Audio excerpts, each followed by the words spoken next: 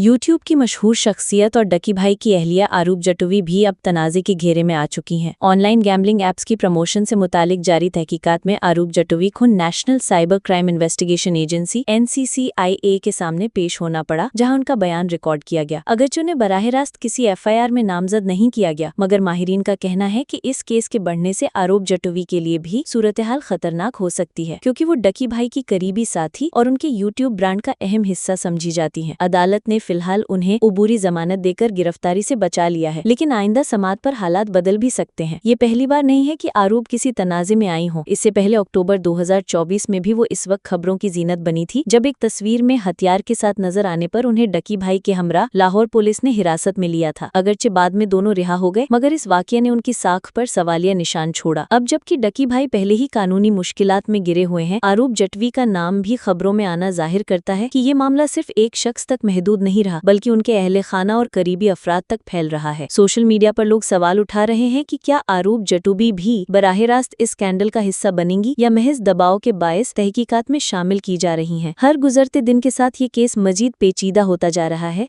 और यूट्यूब के इस मशहूर जोड़े का मुस्तकबिल गैर यकीनी सूरत हाल का शिकार दिखाई देता है।